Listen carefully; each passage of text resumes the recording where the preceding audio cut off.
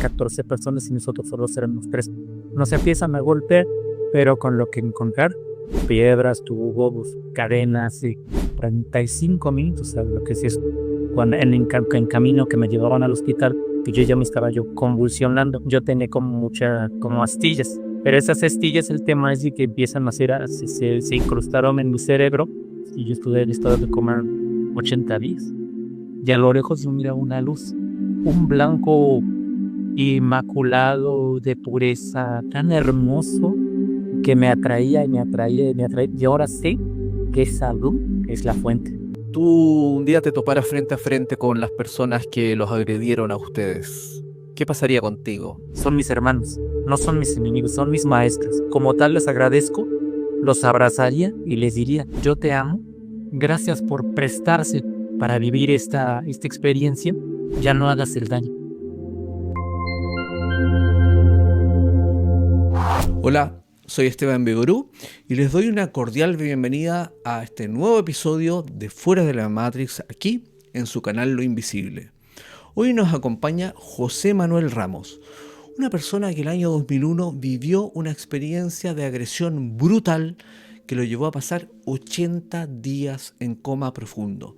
Durante este periodo vivió experiencias muy profundas, muy intensas, que va a relatar con nosotros, y cómo estas experiencias determinaron un antes y un después en su vida.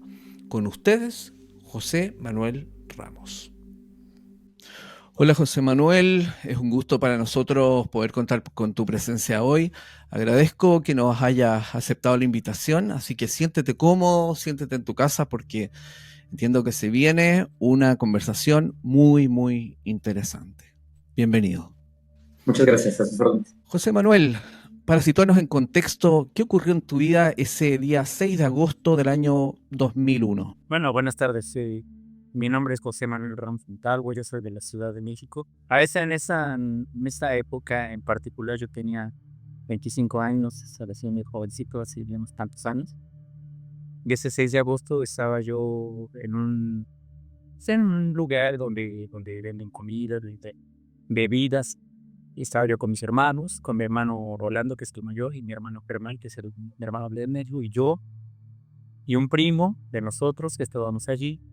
Y en ese lugar había otras personas, mm, pues también conviviendo, por decir de alguna manera. Y una persona se acercó a nosotros para decirnos, ¿no? Pero como para intentar hacer tal vez. No sé si la persona estará alcoholizada o está bajo las influencias de algunas sustancias, drogado, no lo sé. Entonces esta persona se acerca a nosotros y nos dice algo, pero nos preguntó algo, no sé exactamente, pero algo como un modo de provocación. Entonces, solo eran 3 personas en ese entonces. Y mi hermano le dijo que pues que mejor que se podría retirar, por favor, y que no esté molestado. Entonces esa persona, pues me imagino que se quedó enfadado porque pues no le dimos la atención que él quería que les diéramos a esa persona. Nosotros seguimos comiendo, o sea, todavía tomando también algunas bebidas, y ya salimos del lugar. Y entonces, para ese entonces, esa persona ya había salido para reunirse con otras de su, pues no sé cómo se llama en su país, pero aquí dicen bandas o como pandillas, por decirlo de alguna manera. Pues ya pues preparados ellos con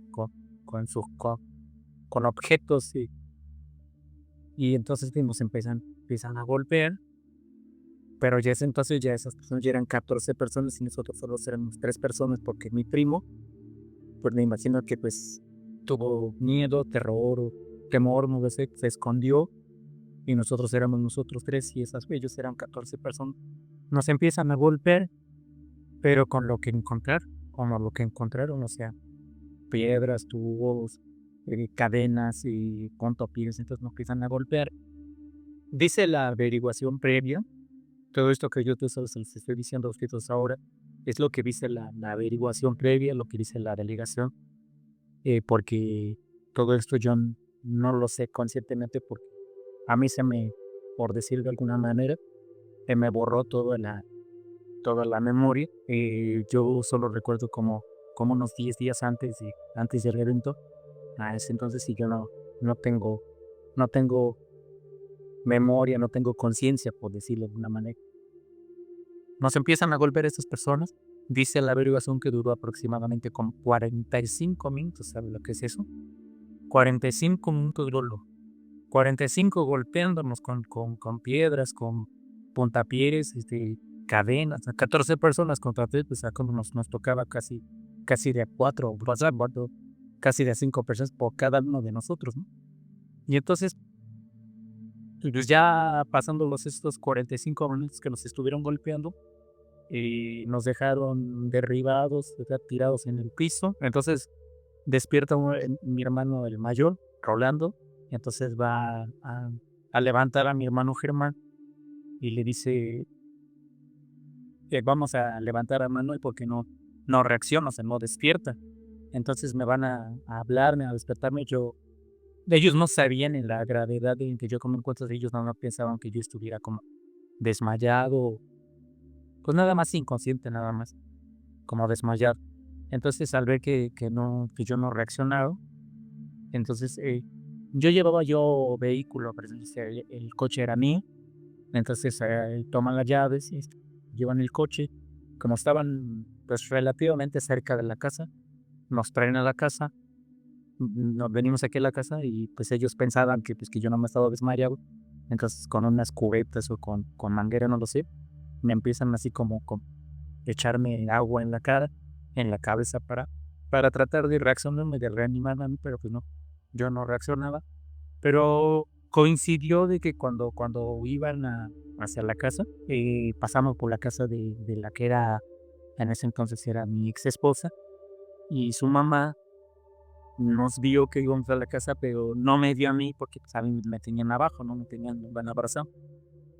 Y entra a la casa y le dice, oye, van ahí en el coche de Manuel, la llevan sus hermanos, pero pues yo lo vi que iban como golpeados, creo que tienen como sangre y algo así, y no vi a Manuel. Le dice a su hijo que, pues que en ese entonces era mi cuñado Ángel. Y entonces él, por lo pronto de que él reaccionó, más bien, literalmente, esta persona me salvó la vida. De cómo tan pronto reaccionó, pues entonces él saca su coche, va a mi casa y dice, ¿dónde está Manuel? Entonces me ven que está yo allá tirado, me levantan, me llevan a su coche y me llevan al hospital más cercano a la casa, un hospital general. Me llevaron a un hospital, entonces, pues nada más iba mi cuñado manejando, mi ex cuñado, perdón, mi mamá y no sé quién otra persona iban entonces, pero cuando en camino que me llevaban al hospital, pues dice que pues que yo ya me estaba yo convulsionando, ¿no? Yo estaba yo como convulsionando y estaba expulsando con sangre o líquidos del cuerpo y estaba expulsando y que ya me estaba poniendo pues rígido.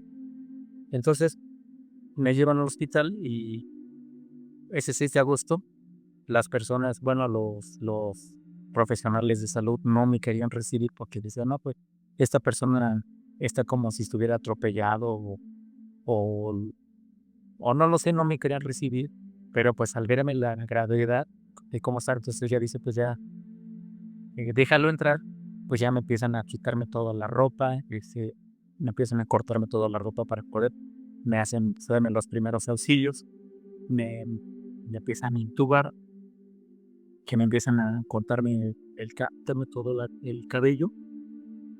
Y entonces mandan al verme por la gravedad que yo estaba yo presentando, mandan a traer a un cirujano, no sé de qué otro hospital, le dice y le hablan por teléfono a mi papá, que ahora ya sí contó a mi papá, pero entonces todavía estaba vivo mi papá, y como mi papá tenía una cita por el contacto que tenía mi papá, que se dedicaba a la jardinería, que era atención a unos hospitales mm, muy reconocidos en México, neurología, otros hospitales, nutrición, por ejemplo. Y entonces, como mi papá tenía contactos a todos ese tipo de personas, pues le hablan a directores, ¿no? De otros hospitales, le dice, ¿sabe qué? Pues llevan a mi papá, a mi hijo, que los golpearon y no reacciona a mi hijo Manuel.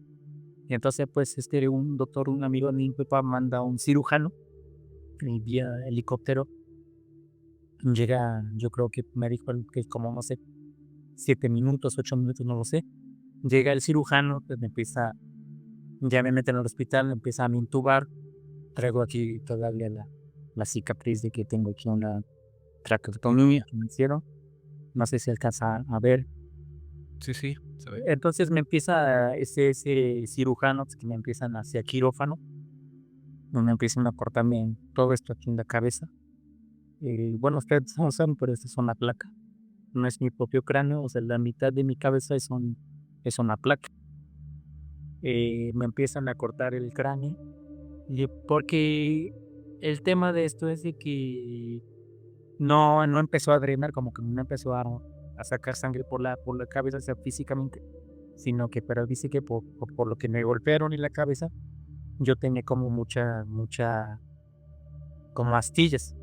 Pero esas astillas, el tema es de que empiezan a hacer, se incrustaron en mi cerebro, entonces empezaron a provocar, pues, derrames, ¿no? Internos. Y entonces dice que la cirugía duró como 8 horas. Ya al amanecer del siguiente día, pues dice que pues ya se había reunido toda mi familia, ¿no? Pues, mi papá, mi mamá, mis hermanos, mi ex esposa en ese entonces.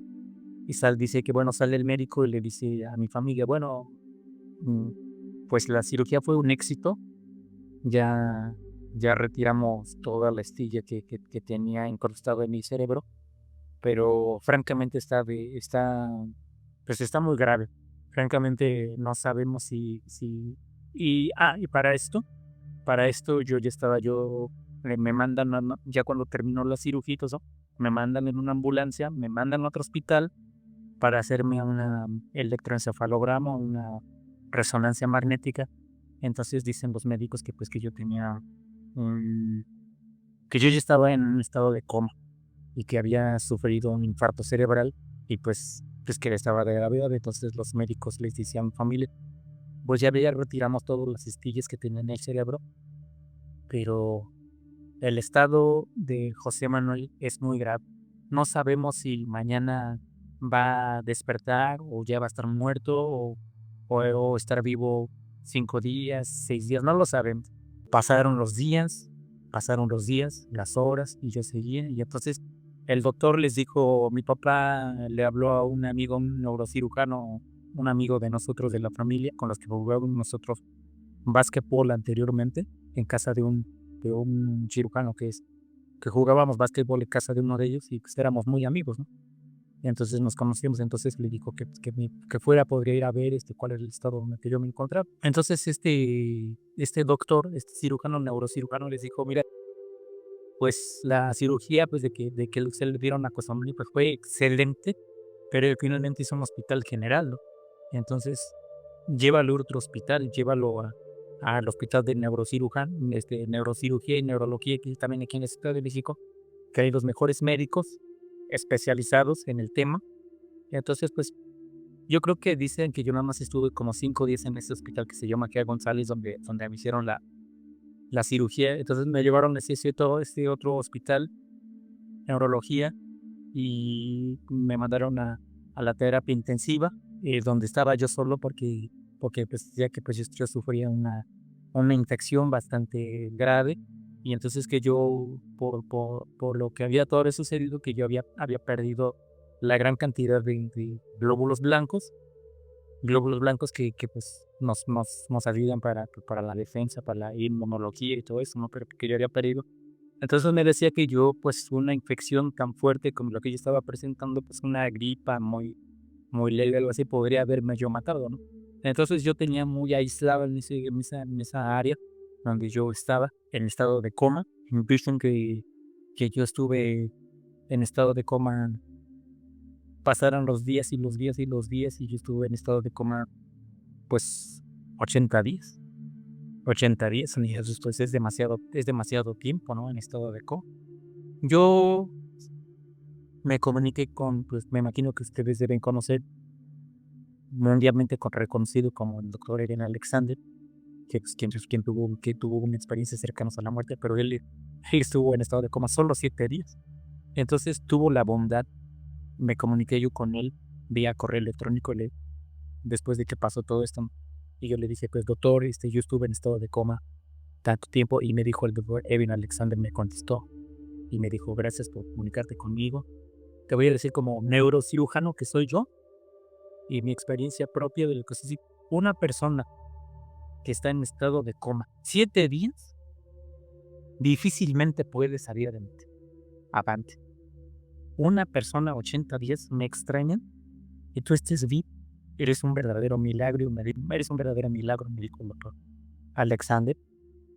Entonces, pues, cuando yo estuve en estado de coma, voy a hacer ahora como un pequeño paréntesis, como un coma. Entonces, pues, yo les quiero platicarles a ustedes, porque incluso este amigo mío, neurocirujano, me dijo, bueno, nosotros sabemos académicamente lo que es una persona que está en estado de coma, ¿no? Pero tú que lo viviste, ¿qué es el estar en estado de coma? Platícame. Entonces, pues yo les voy a decir más o menos lo que yo experimenté en el estado de coma. Entonces, el estar en estado de coma es como estar como soñando. Sin embargo, pues una persona físicamente, tú te vas a dormir y durante la noche pues tú tienes sueños, tal vez 4 o 5 cortos. Sin embargo, el estado de coma en el que yo estuve es como vivir como en una ensoñación, pero muy largo. Un sueño podría durar tal vez como una semana, 10 días, y cambias a otro sueño.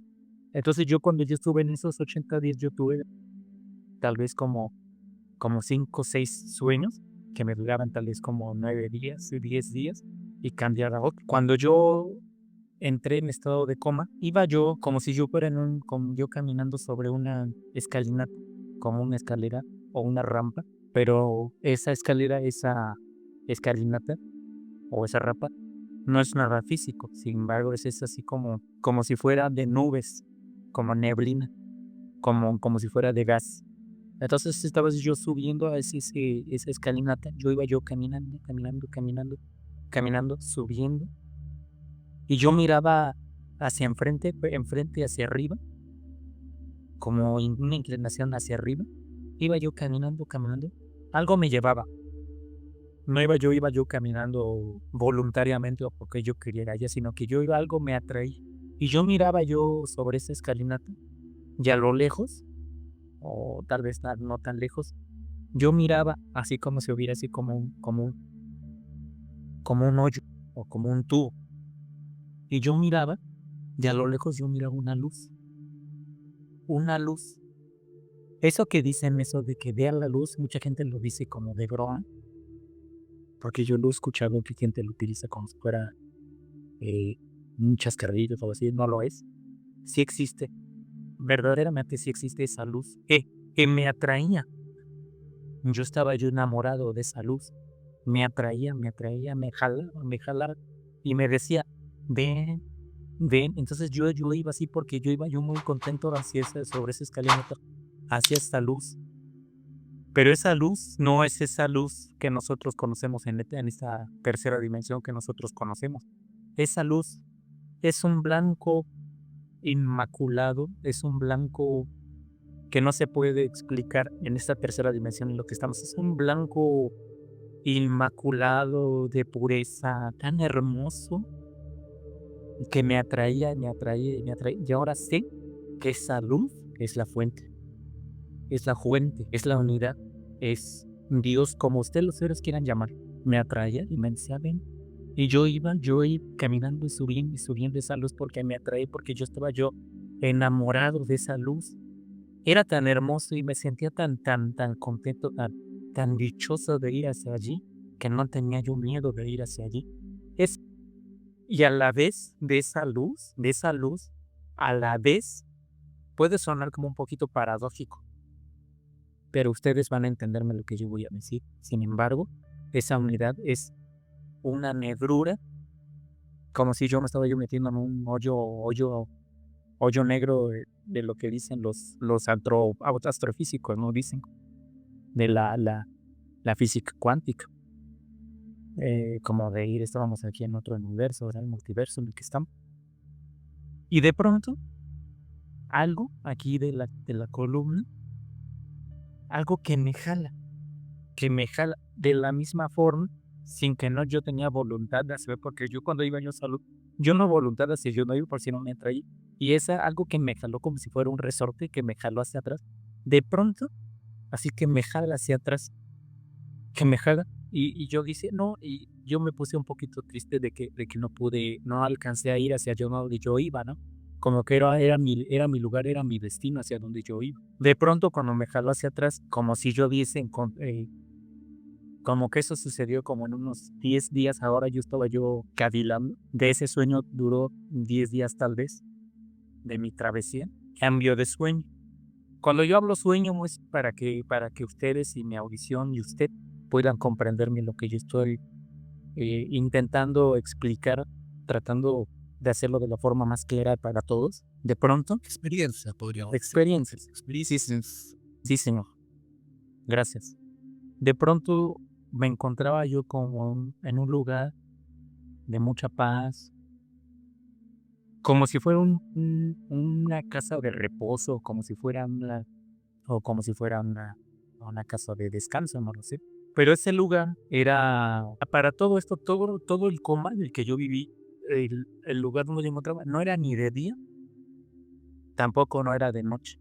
El lugar y los colores eran absolutamente que no podemos explicar como todo lo que yo vivía yo en coma, no estábamos así como en unas luces de que aquí conocemos, ¿no? En esta tercera dimensión, como si yo encontraba yo adentro de una gelatina, como si yo estuviera yo dentro de una pintura de óleo, que no sabes dónde entra un color, dónde empieza un color y dónde termina el otro.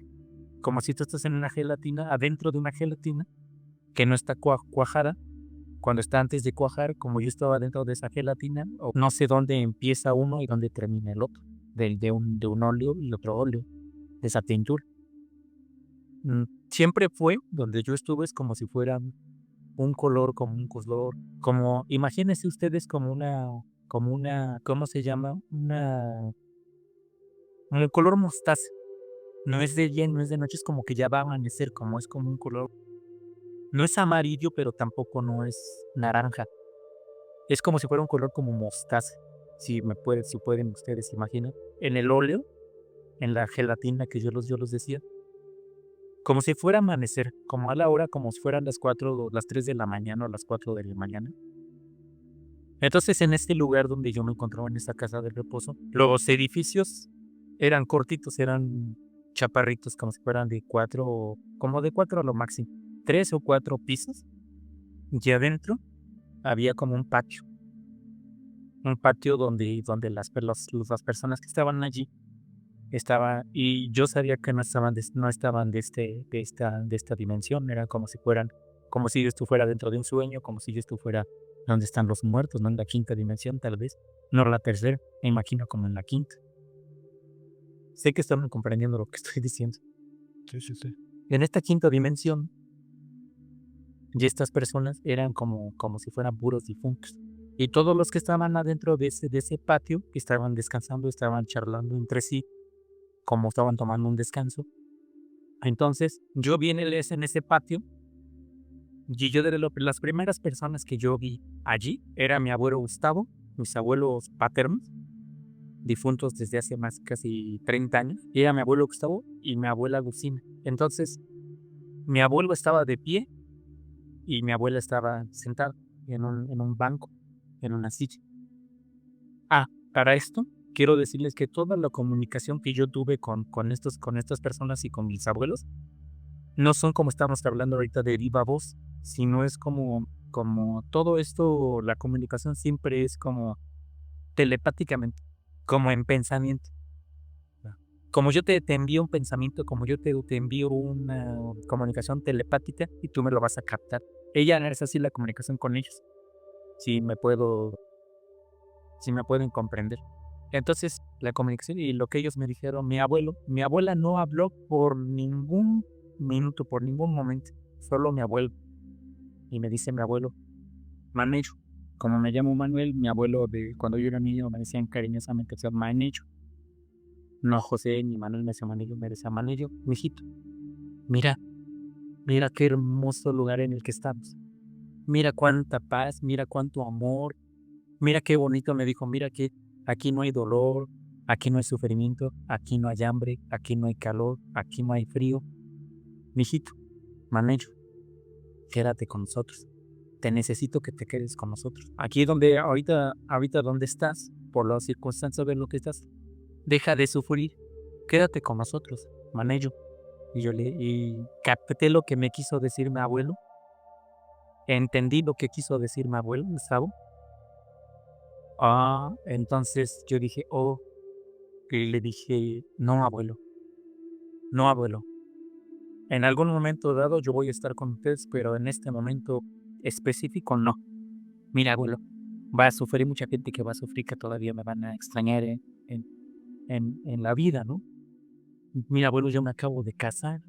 Tengo 10 días yo que me acabo de casar. Y entonces, erróneamente, le voy a decir por qué digo que erróneamente, porque después de todo lo que yo he estudiado y de lo que yo he vivido y ahora ya tengo más comprensión, después de tantos años de que ha pasado mi evento, entonces yo entendí o pensé como que mi abuelo se enojó, se molestó, como que se enojó de que no me quise quedarme con él.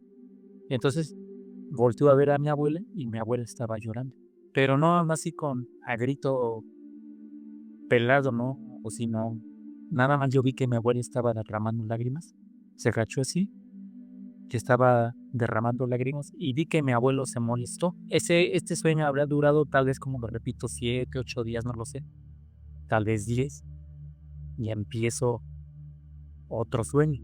Empiezo yo a caminar por un callejón que no sé si era qué hora era, y entonces como siempre yo veía así de frente que la atmósfera era como la atmósfera el que yo percibía era como un color como si fuera ocre o de un color como mostaza. No era amarillo, no era naranja, no era propiamente oro ni ocre, sino ocro, sino era como un color como mostaza. Yo veía así de frente por donde yo caminaba, de un callejón, y entonces yo veo de frente y veo un par de edificios muy altos de color blanco. Empiezo a sentir mi presencia, empiezo a sentir como terror, como miedo, como caos, que a mí nomás me acerco.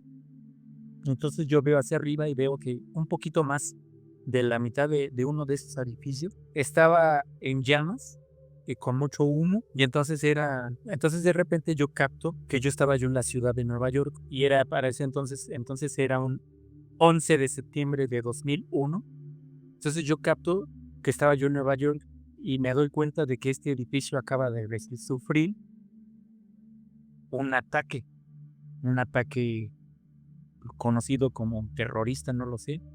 Bueno, acaba de sufrir un ataque este edificio. Entonces, al darme cuenta de que del caos y de lo que había sucedido, yo entro el edificio. Yo como no quiero parecerme como presuncioso o como algo, pues sí, presuncioso, ¿no? Pero mi esencia, mi ser, yo, José Manuel, yo me di cuenta por la espalda que yo tenía como si tuviera yo alas. Mi parte de mi espalda, en vez de tener brazos, es como si yo tuviera alas, como si yo fuera un ángel.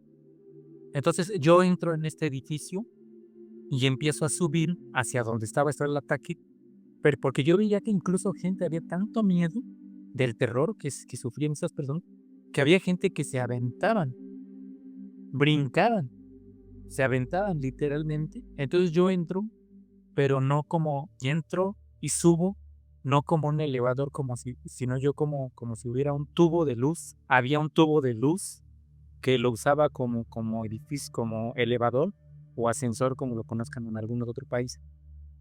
Subo en ese tubo de luz y con mis alas abrazaba a las personas y los bajaba.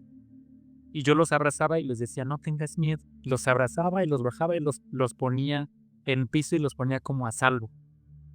Subía, los abrazaba con mis alas y los bajaba y los ponía a salvo. Ya había algunas otras personas que no podía salvar, no los podía bajarlos y no ponía a bajarlos a salvo. Entonces yo me di cuenta que pues yo dije, bueno, quizá esto sea tu momento de tu transición, no tengas miedo. A la gente que no pude yo ayudarlos, Y yo les decía, ve a la luz, no tengas miedo, ve a la luz. Ve hacia arriba, ve a la luz, no tengas miedo.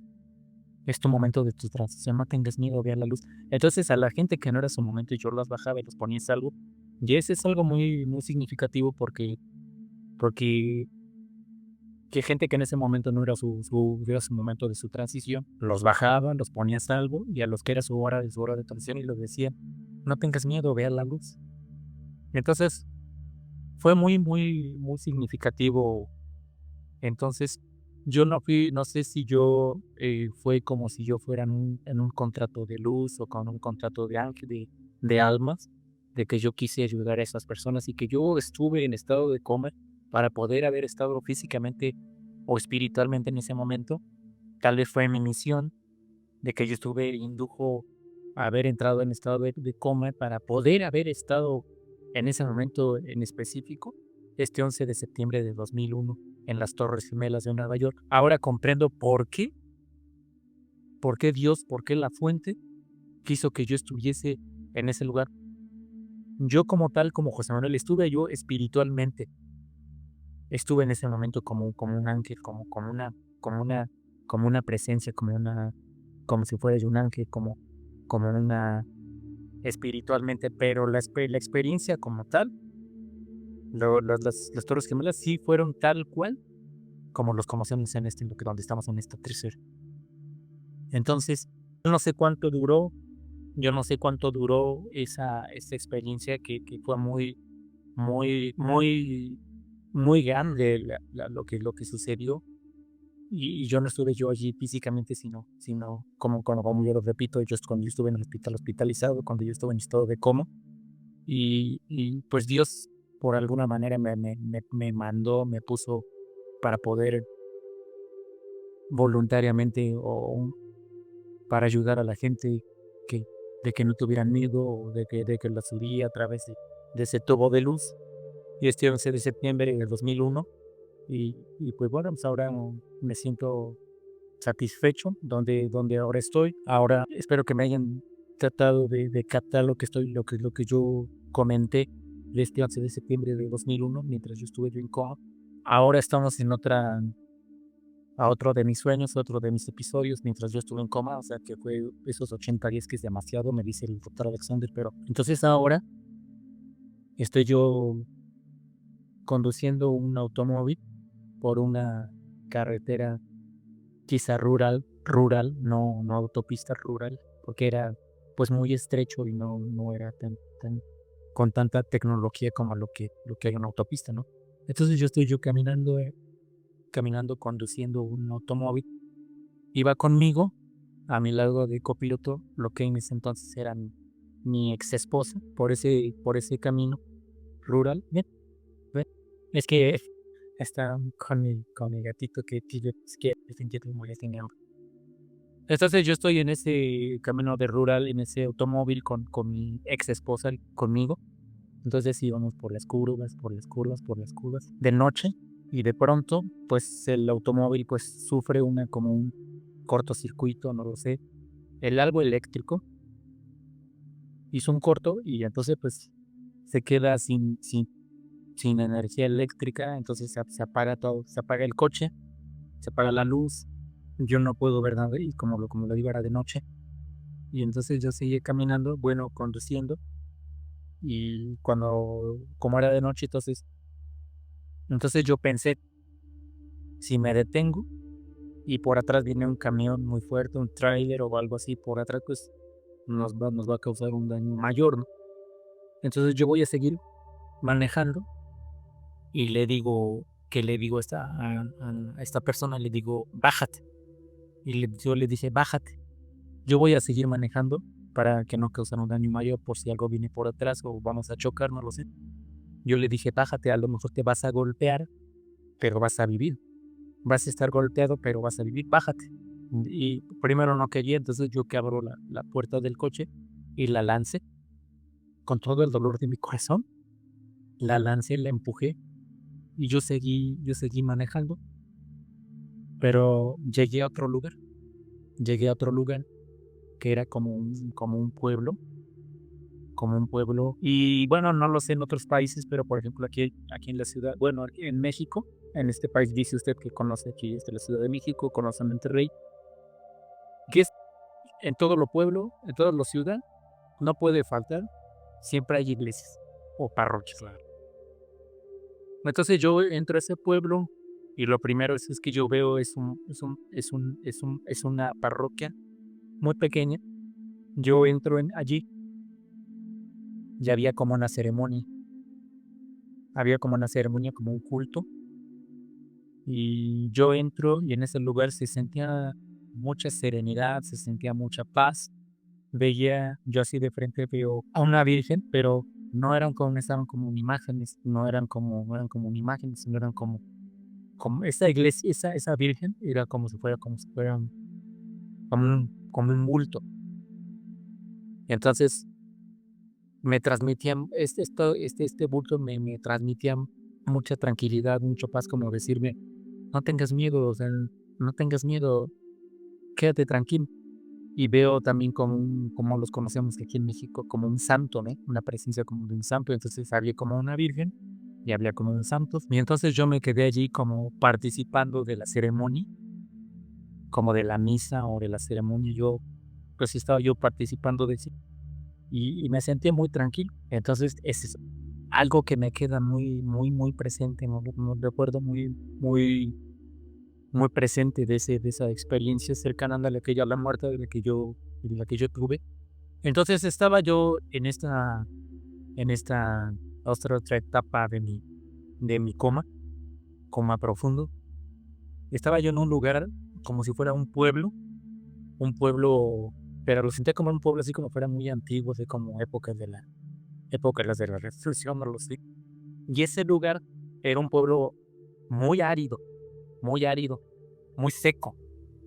Entonces, que no había nada, pero había algunas personas, pero todas estas personas estaban como muy, tenían mucho temor, mucho pánico, tenía mucho, pues sí, temor, miedo, ¿no? Como porque no sabían pues, qué iba a suceder. Entonces yo mismo y algunas gentes empezaron a comunicarse conmigo de la misma forma y me empiezan a decir, porque yo mismo sabía y los demás que que era el fin del mundo o como el fin de los días o como el juicio final. Después de que han pasado tantos años y yo he leído mucho y he estudiado demasiado y me he comunicado con muchas personas expertos en esto como lo es usted, pero no era el fin del mundo, era el fin de mi mundo, el propio, porque ya después yo estuve averiguando y platicando con mi familia y con los médicos que yo conozco, casi el final de mi estado de coma ya como por el día 70 o 72 por ahí, de durante, eh, parece ser que era un domingo y yo presenté una fuertísima infección, que tenía una fuertísima infección porque había yo perdido mucho la cantidad de glóbulos blancos y esta infección ya me estaba matando. Una gripa, cualquiera pequeño cosa así, cosa externa, podría haberme matado en ese momento. Pero como era domingo, solo había médicos de guardia y no encontraban los antibióticos que yo necesitaba en ese momento. Y yo ya empecé y tenía mucha fiebre y no encontraba la forma de cómo bajarme esa fiebre que yo tenía, que podría causarme algo muy daño al cerebro por esa infección y esa temperatura que yo tenía, esa fiebre. Y entonces empezaron a conseguir mucho hielo, mucho hielo, y me hicieron como una cama o como una capa de hielos para poderme bajarme esa fiebre que yo tenía. Y cuando decían los médicos que pues le dijeron lo que yo estaba entonces mi mamá, mi papá, mis hermanos y lo que es y lo que era mi ex esposa, se fueron a un lugar pues pues que ellos consideraban mucha de devoción o que tenían mucha confianza. Me limpiaron con una veladora, me limpiaron con una veladora todo el cuerpo y una fotografía mía y la fueron a presentar en algún lugar donde ellos consideraron que era que tenían confianza pues algo religioso, ¿no? Por decirlo de alguna manera. Entonces, fueron y mi papá, mi mamá, mis hermanos y mi ex esposa fueron a presentarme ante Dios, por decirlo de alguna manera, y decir, Dios mío, su vida de mi hijo está en tus manos. Hágase a tu voluntad. Me prendieron una veladora a mi nombre con una imagen mía. Y cuando regresaron, dicen que la fiebre ya había cedido. Que ya había sido, dice que no se explicaban porque, pues, no por el antibiótico o algo así, pero dice que cuando regresaron, ya me fueron a ver al hospital a verme nuevamente, dicen que la fiebre ya había cedido y que ya estaba muchísimo mejor. Entonces, eh, ya como esta parte, cosas otro tuve, tal vez haya yo tenido algún episodio o algún otro sueño que a lo mejor sea de poca importancia o revelación o como para comentar. Ya desperté yo del coma y pues pues toda mi familia, pues, podían pasarme a ver a la habitación donde yo estaba.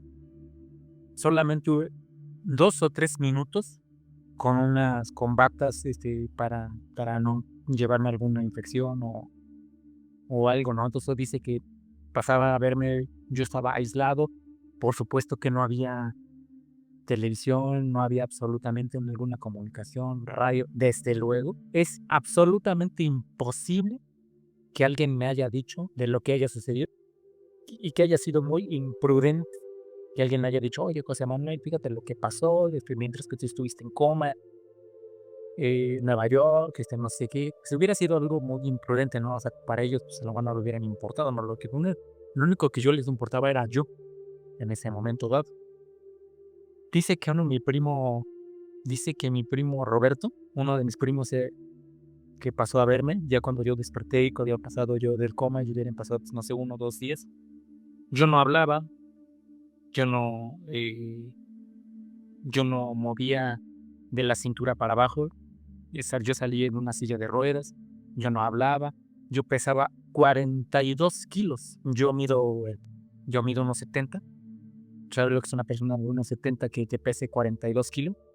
Me ponían una almohada porque pues, me lastimaba, ¿no? O sea, yo tenía muchas llagas en la espalda por haber estado tanto tiempo, tanto acostada.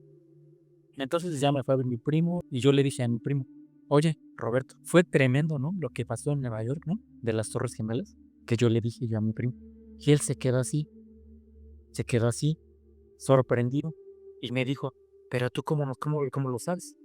Si no nadie te lo ha dicho, ¿cómo lo sabes? Y yo le dije, yo estuve allí. Entonces se quedó así como que, pues, sorprendido, ¿no? Y así a la fecha todavía estoy sorprendido de que, pues, cómo yo pudo haberlo sabido, ¿no? Entonces, después de tantos años, pues cuando yo salí del coma y como a los 10 o 12 días me llevaron a un hospital que se llama de rehabilitación aquí en la Ciudad de México. Empezaron a enseñarme a caminar, a leer, a escribir, algo así como si yo fuera yo un bebé, porque pues ahora imagínense que pues dicen científicamente o médicamente dicen que mi cerebro perdió como el 76 de mi masa cerebral.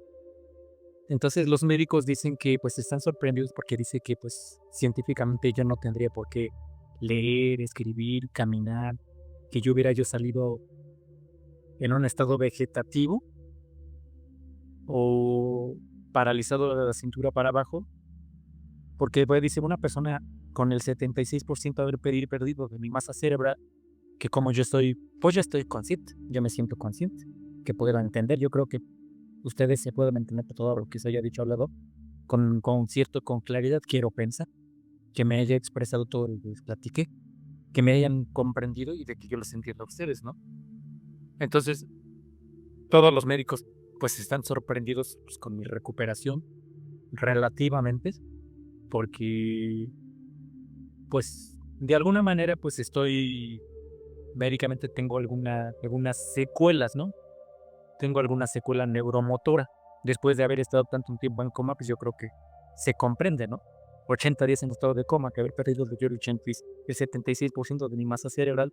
Entonces, yo estoy semiparalizado de mi lado izquierdo. O sea, no camino muy bien, o sea, como que arrastro un poquito la pierna, no puedo correr, no puedo hacer unas cosas como yo solía yo hacer en mi vida normal. Yo soy yo soy actor de bellas artes, yo fui a una escuela de bellas artes, yo estudié arte dramático, yo soy actor y soy cantante de ópera. Yo soy cantante de ópera, yo fui a la facultad de música. Entonces, están sorprendidos de que después de que me destrozaron la garganta, y yo incluso les puedo decir que incluso ahora canto mejor. ¿Saben lo que es eso? Para mí. Todas las personas que han vivenciado SMs que son potentes y profundas, bueno, en general todos, ¿no? Tienen una complejidad en el reinsertarse en la vida normal, cotidiana, porque la forma de entender la realidad es distinta. ¿Cómo tú viviste esa reinserción una vez que saliste del coma, empezaste tus tratamientos de rehabilitación y después reinsertarte? ¿Cómo viviste la vida? ¿Cómo cambió tu vida? Mi vida me lo cambió absolutamente al 100%, por completo. Porque, después de haber probado un bocado del paraíso, después de haber probado la presencia de Dios, que Dios me concedió, ahora me doy cuenta, y ahora lo sé usted, y usted sobre todo, me va a dar cuenta, va a saber lo que le voy a decir, que la gran mayoría de los que estamos aquí en esta tercera dimensión y que no tenemos la conciencia, después de haber regresado, desde que yo he probado un probado de bocado del paraíso, me es muy difícil porque la gente no comprende. La gente aquí en esta tercera dimensión, que hay mucha ignorancia. Ahora me doy cuenta de que el verdadero mal, como lo conocemos nosotros, el mal como tal no existe. El mal como tal, como nosotros comprendemos como tal, no existe. Lo que sí hay un gran nivel de ignorancia.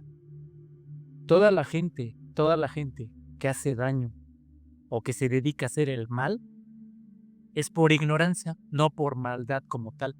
¿Sabe por qué se lo digo? Porque si sabes que todo en la vida, lo bueno o lo malo, se nos va a regresar y multiplicar. Entonces, si yo tengo una conciencia de que yo voy a hacer algo bueno o malo y se me va a regresar y se voy a hacer un daño, y si yo lo sé, pues entonces soy un tonto, es porque soy ignorante. Entonces, pero hay un gran nivel de ignorancia, que hay muchos gritos, que hay mucha violencia, que hay mucha pobreza, pero la única pobreza que existe en el mundo es la pobreza mental, es una pobreza de conciencia, porque la pobreza como tal no existe. Dios no va a ignorar, no es da pobrear, o sea, todo nada no es de pobre. Aquí es pura abundancia y prosperidad, porque si lo quieres recibir, si no lo tomas es porque tú no lo quieres recibir, o la ignorante que tú eres. Entonces, cuando yo regresé aquí, yo soy extremadamente yo soy extremadamente sensible. Leo mucho, leo mucho, mucho, mucho, mucho, y una lectura que conmueve, con una música, una sinfonía hermosa de Mozart, de Bach, de Beethoven, tan hermosa, me hace llorar porque soy muy sensible. Y las personas cuando me ve algo así, quizás se me queda viendo y dice, pero ¿por qué estás llorando por una sinfonía o por una película o por una lectura? Entonces le digo, pero no estoy llorando, pero no de dolor, yo estoy llorando porque estoy conmovido, porque soy muy sensible, pero la gente me dice, es que tú no tienes que ser tan sensible, tú tienes que ser duro, tú tienes que ser rudo. Entonces, eh, no me puedo adaptarme a una sociedad tan enferma. Tú, durante tus relatos, has hablado o has mencionado algunas veces a tu ex mujer, tu ex esposa. Después de esta SM, como dices que es esposa, entiendo que ustedes se deberían haber divorciado, haber separado. Tu experiencia cercana a la muerte y esta vivencia y la forma de entender el mundo de alguna forma tuvo que ver en eso, repercutió en esa situación. Mucho, porque después de que yo regresé, cuando me vine a casa, bueno, cuando yo me casé, que eso fue yo creo que unos 10 días antes de casarme, eso sería, imagínese, tremendo para ella, porque cuando tú tienes una relación con una persona de forma romántica o de pareja, y empiezas a pensar en adelante, en un futuro, ella es mayor que yo por 4 años, ella es abogada, de éxito, de mucho éxito. Y yo acababa de mi carrera y yo me sentía muy, muy exitoso en lo que yo hacía, que era cantar la ópera y en la actuación de Bellas Artes. Imagínese usted regresar a casa y, y tenerme que en vez de tener un esposo, tener un niño que le tienes que darle de la boca tienes que darle de comer en la boca, tendrías que cambiarle pañales. Para ella fue muy, muy duro, ella fue muy fuerte. Entonces, yo la miraba a ella porque yo estaba toda, como lo repito, yo estaba muy dañado neurológicamente, entonces yo estaba así que no hablaba bien y todo eso, pero yo la miraba a ella y veía que ella tenía mucha amargura, mucho dolor, muy triste. Y entonces yo me imagino que ella decía, pues yo no esperaba esto para una relación, ¿no? Entonces, un día Dios me dio la fuente o la unidad, como como lo quieren ustedes llamar. Ahora me doy cuenta que Dios, que nos has enseñado, que equivocadamente que Dios es algo separado de nosotros, que Dios está en el cielo, entonces, que hago como si estuviéramos separados, ¿no? Cuando Dios está más cerca de nuestra propia respiración. Dios es absolutamente todo lo que existe. En un momento dado, Dios, o la fuente, me dio una chispa divina. Dios me dio un, un segundo de lucidez en esa locura en la que yo vivía. Y entonces un día yo le dije, quiero platicar contigo, pero no aquí, no que está la familia, quiero estar contigo, quiero platicarte algo. Y me dijo, sí. Entonces fuimos a tomar un café y yo le dije, vete, eres muy joven, tienes carrera, eres exitoso, tú mereces una vida maravillosa que yo ya no te puedo dar. Tú mereces una pareja, no un niño, no necesitas un hijo, tú necesitas alguien, un hombre a tu lado. No, yo te lo puedo dar en este momento en particular. Vete, tú mereces todo y yo en este momento no te lo puedo dar. Vete. Entonces ella se agachó y me dijo, dame 10 días para sacarme mis cosas. Entonces así lo hizo. Pasaron los 10 días y se fue. Después, pero no como enemigos, ¿no? O sea, porque yo le dije, yo te amo tanto que vete. Porque si yo fuera yo egoísta, yo le decía, tú y yo nos casamos, ¿sabes qué? Pues tú te amarras conmigo, ¿no? Sin embargo, yo le dije, te amo tanto que te doy tu libertad, vete. Y entonces ella se fue y después de tanto, pues cuando yo ya me quedé yo solo, pues me dio tiempo para poder haber hecho mi rehabilitación, leer mucho, estudiar, meditar, orar y todo lo que yo necesitaba. Y si yo hubiera estado con una persona, no lo pude haber hecho. Mi rehabilitación fue tan exitosa de que ahora puedo leer, puedo manejar el automóvil, puedo vivir una vida relativamente normal, por decir. Después de un tiempo empezamos a salir ella, ¿no? Como si fuéramos amigos o algo así. Entonces íbamos al cine, a veces íbamos a comer, íbamos a platicar. Entonces un día cuando ella me dijo que se sentía arrepentida por haberme abandonado. Y yo le dije, eres libre totalmente, no te sientas así. Yo te dije que te fueras y te fuiste, no te sientas así. Nos casamos porque queríamos por amor, no era una cadena. Era que nos casamos porque quisimos y por amor, no porque era una cadena. Entonces, tú te fuiste porque yo te dije que te fueras y tú te agradezco que lo hayas tomado y que te hayas ido y que ahora ya hayas estado al nivel y yo estoy a otro nivel. Y entonces yo le dije, verdaderamente, este hombre con el que tú te casaste, sí se murió. Y toda la gente que me conoce, en verdad sí se murió porque esa persona que yo era antes del evento, lo debo decir, yo no era una persona agradable, era una persona muy, muy egoísta, una persona muy, muy vanidosa. Yo decir, yo, José Manuel Ramos, que estudio y esto, que soy esto. Yo me sentía en otro nivel de otras personas, ¿no? Porque muy vanidoso, muy, muy egocéntrico. Y ahora, ese José Manuel ciertamente sí se murió, porque ahora soy una persona muy sencilla, ahora yo soy una persona muy humilde, nada de egocéntrico, trato de ayudar a los demás en la medida de que yo pueda. Si no te puedo yo darte nada, darte algo material o económico, en un abrazo, en de decirte te quiero mucho, de mirarte a los ojos frente a frente, de decirte yo te quiero mucho.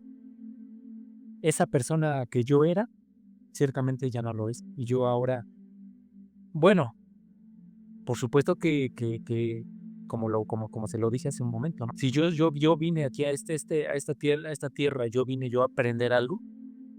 Si yo vine a aprender y si yo aprendí lo suficiente, Dios mío, dame otra página. Ya dame otra. Si yo aprendí yo ahora ya lo suficiente, yo quiero ahora aprender a través del amor, a través de la abundancia, de la prosperidad, de la salud, no del dolor, no del sufrimiento. Si me vas a darme ahora ya lecciones a partir de ahora, pero desde otro nivel, si es que yo aprendí lo suficiente. Quiero pensar, Dios mío, quiero pensar que yo aprendí lo suficiente, pero quiero aprender a partir de ahora, que sea a partir del dolor, no del dolor ni del sufrimiento, ni de la escasez, que sea a partir del amor, de la prosperidad, la abundancia y de la salud, para seguir hacia mí, ayudando a los demás si es que he ayudado a alguien. Y si alguien ha aprendido desde mí, de mis palabras, si se sienten inspirados de lo que yo estoy diciendo, que este no es el final, que la muerte no es el final, es un episodio, que este cuerpo es un episodio, este cuerpo es un vehículo, y como tal, lo amo y te digo gracias, mi cuerpo, gracias por prestarme este vehículo tan hermoso, que yo lo trato como un templo santo, como un vehículo, pero que no es el final. Manuel, si tú un día te toparas frente a frente con las personas que los agredieron a ustedes, ¿qué pasaría contigo? Gracias por preguntarme, eso le iba a decir, se me pasó. Gracias por hacerme la pregunta. Como lo dije hace rato, ellos no son mis enemigos, ni fueron en ese momento. Ellos y yo hicimos un pacto de almas y les agradezco como tal, son mis hermanos. Yo no les tengo odio ni rencor. Yo si los viera ahorita, decirles, ya no hagas daño a los demás, vive una buena vida. Gracias por lo que me enseñaste, por presentarte como un maestro para mí. No son mis enemigos, son mis maestros. Ambos querían enseñarme algo. Como tal, les agradezco, los abrazaría y les diría, yo te amo. Gracias por prestarse para vivir esta experiencia. Ya no hagas el daño. Por favor, tú eres mi hermano. Yo no te odio. No eres mi enemigo. Somos mis hermanos.